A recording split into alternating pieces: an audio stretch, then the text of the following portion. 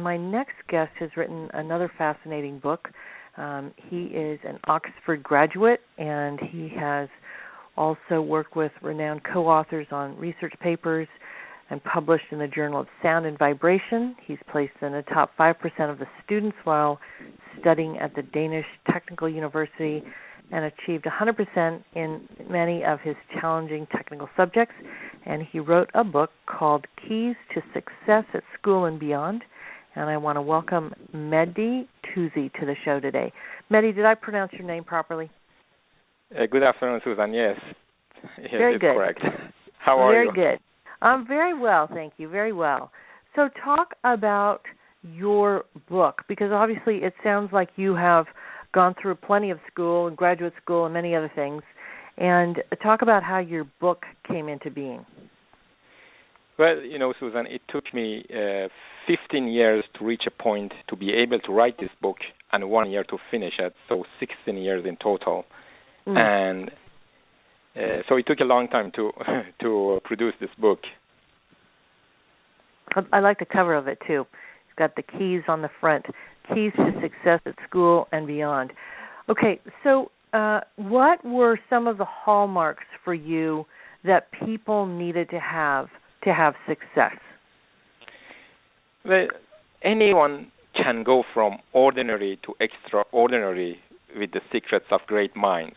And great minds, in my mind, is, for instance, Mozart, Thomas Edison, Albert Einstein, Bach, all those, Leonardo da Vinci, all those successful people that have been successful throughout history. And for them, there are techniques and things that we can learn from them. And I managed to present it in a very simple and clear way in this book, so that anybody can have access to it and anybody can understand it and anybody can apply it to their life to be successful. So at what point do you think this is good for students? Is it like good for students in high school or like middle school or college? Where do people start with your book in terms of the usefulness of it? Well, the usefulness starts from age 12 and up.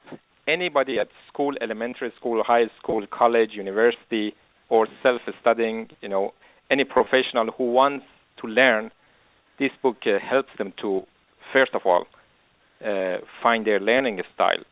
How do they learn best? There are 7 learning styles.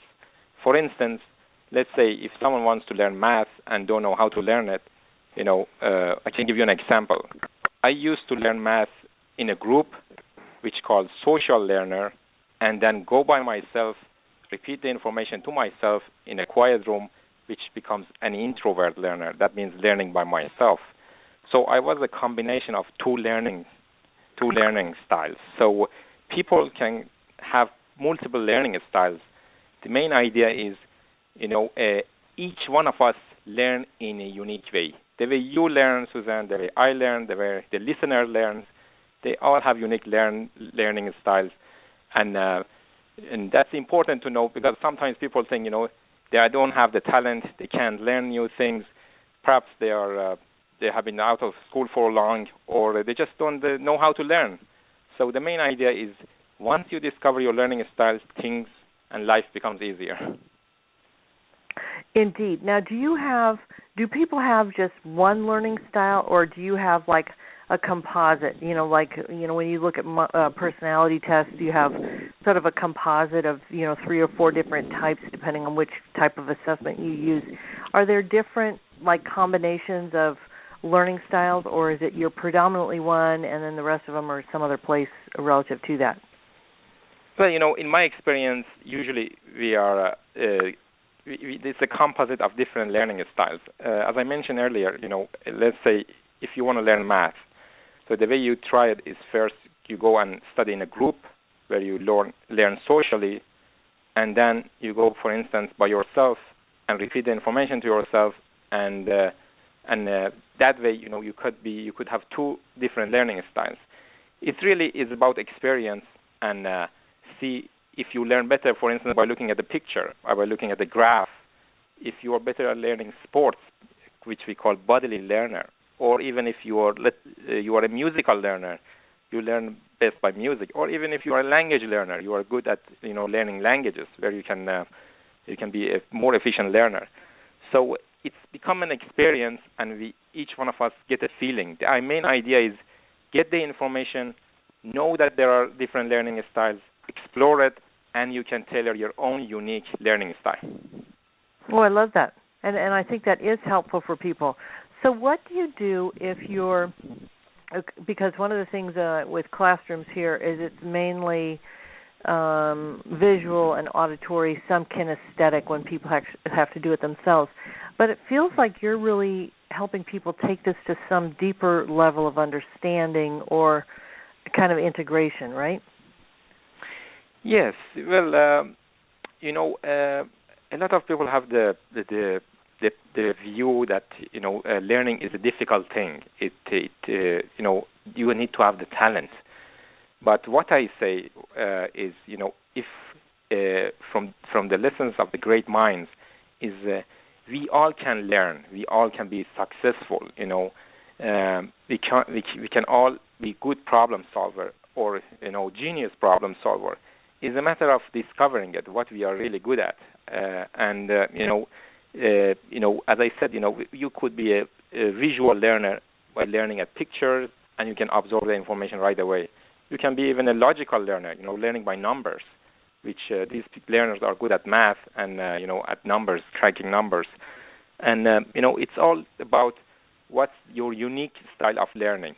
It's not about the talent. It's all about finding the right path of learning. Oh, I love that. Okay, so then, so I'm not, I remember when I was thinking about Algebra 2 in school, when I was in high school, that was something that absolutely made no sense to me. And yet, if it had been presented in a different way, that might have made a whole lot of difference in whether I even stuck with that subject or did anything with it. So is one of the sort of theses of your book that if you learn how you learn, you can learn anything? Absolutely. You can learn anything you want. It's a matter of what comes naturally to you. I'm saying first you discover, there are 7 keys of success, which I put in the book. And, success is like a picture. It comes pixels by pixels together, and you have the whole picture. Once you discover your learning style and you know how you learn best, then you need to cope with the stress related to the process of learning. What's affecting your environment? What kind of friends is around you? What kind of media are you dealing with? What's the input of the media that's getting to you? Does it stress you? I mean, how does it affect you? And the third key is friends and competition. As I said, the people around you, the people you befriend, the books you read becomes your future 5 years from now. So it's very important who you put around yourself, who you surround yourself with.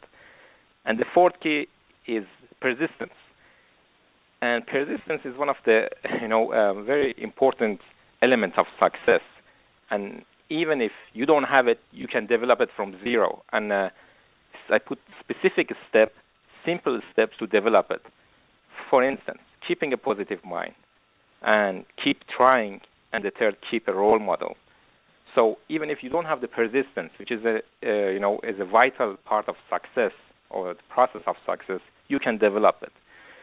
And and the fifth key is how to increase your capacity of learning, how to be creative, and also problem solving, which is the sixth key of how to be a good problem solver. And I put something called subconscious problem solving that comes hands in hand with creativity.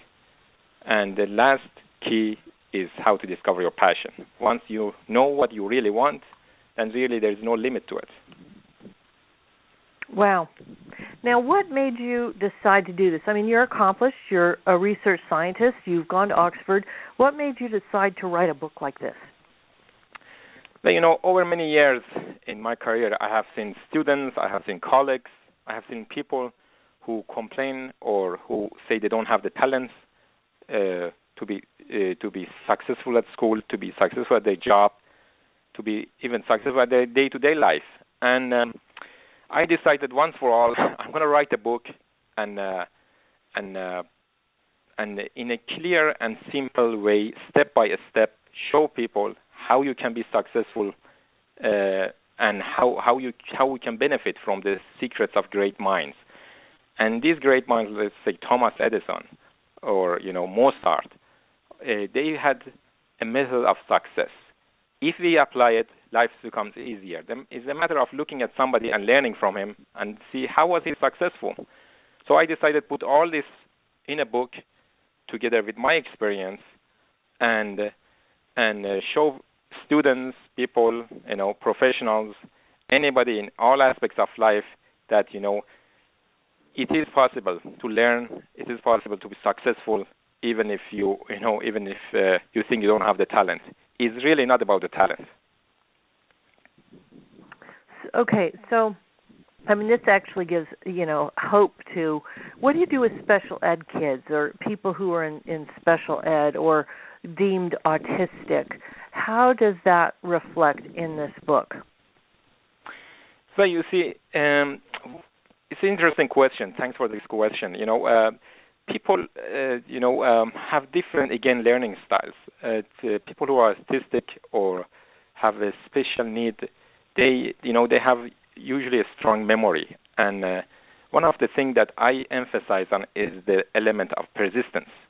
If you can show people how even in animal kingdom, in the nature, persistence is a quality that even animals have developed over time, then this learning becomes interesting. For instance, kids who are autistic, they don't learn as we do, but they can develop skills like persistence, knowing that over the time, persistence will prevail and they will be successful at anything they want.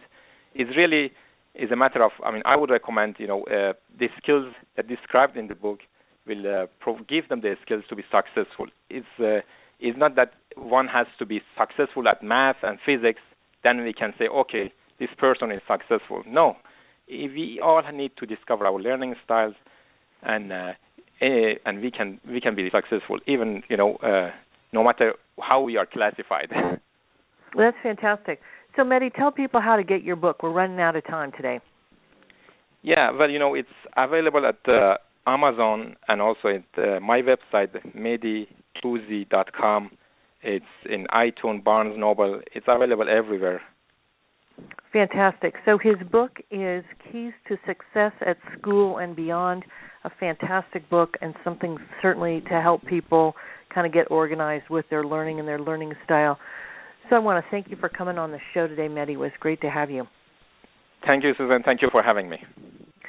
And so next week, we're going to be having another author, but we're not going to be talking about her book. We're going to actually be talking about a business that she has where she's working with people on legacy. So I want to go and have you tell everybody to be inspired. I hope you feel inspired like I have for all these authors.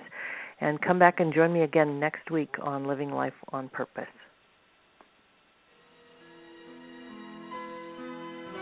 I hope you've enjoyed the show today. Enjoy all of the quality programs and archives we offer on the Living Well Talk Radio Network. I look forward to having you back with me again next week.